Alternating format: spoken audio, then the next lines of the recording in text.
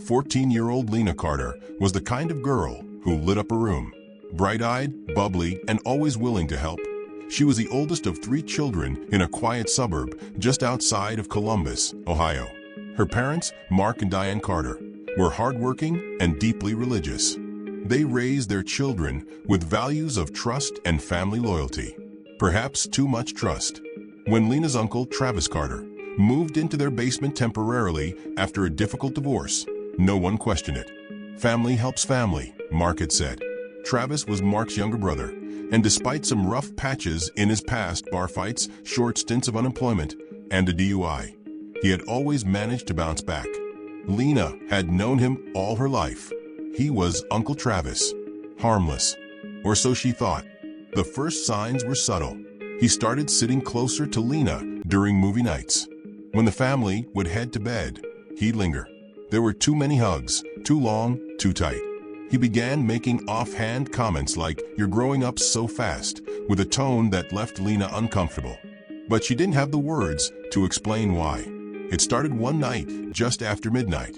Lena was half asleep when she heard a soft tapping on her bedroom door.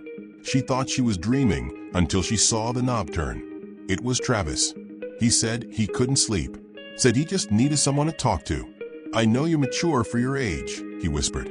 That night, he sat on her bed for nearly an hour, talking about how lonely he felt, how much he missed having someone who cared. Lena felt awkward, but didn't know how to say no. The conversation stayed appropriate, but it was a test, and she passed it.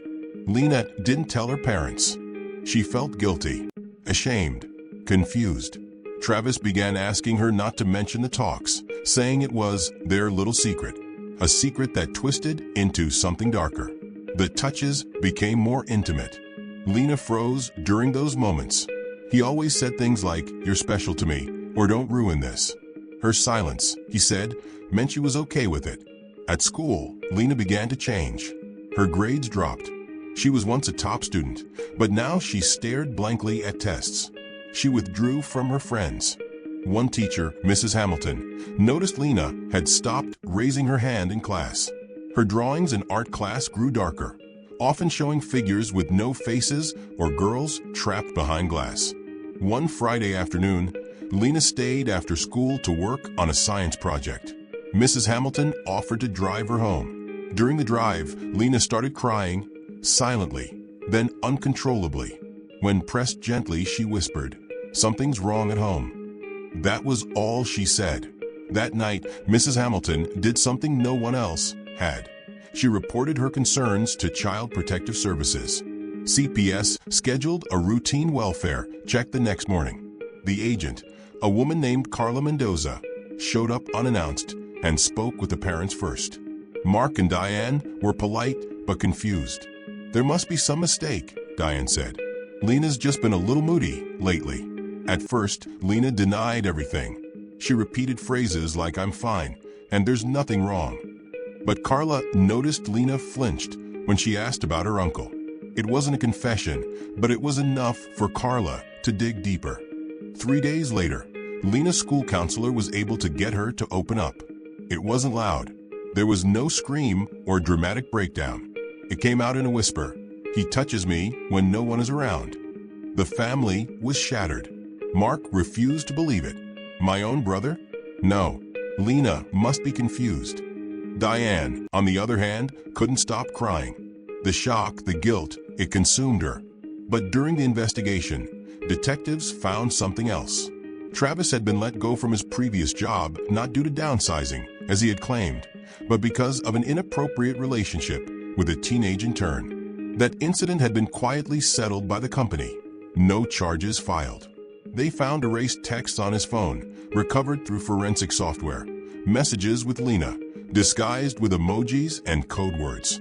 More damning, a USB drive hidden in the ceiling of the basement, containing photos that no child should ever be in. One particularly disturbing discovery came from Lena herself.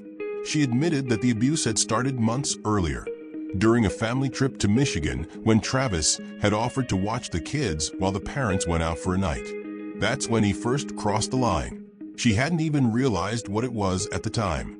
He convinced her it was a game, and that if she told anyone, bad things would happen. The courtroom was packed the day Travis Carter was sentenced.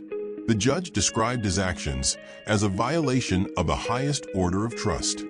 He received 27 years in prison without the possibility of parole for multiple counts of child sexual abuse and possession of explicit materials. Lena testified via video to avoid facing him directly. Her voice trembled, but she made it through. "He took things from me I can't get back," she said. "But he didn't take all of me. I'm still here." It took years of therapy, but Lena began to heal. She eventually moved in with her aunt in another state to have a fresh start. Diane divorced Mark after he continued to defend Travis, unable to accept the truth. Lena stopped speaking to her father. She now advocates for children's rights and speaks at schools under a pseudonym. She often tells the story of a girl who seemed happy but was screaming on the inside. A girl who survived because one teacher paid attention. The scar remains, but Lena learned something powerful. Silence protects predators, not victims. And secrets, no matter how deep, always find a way to the surface.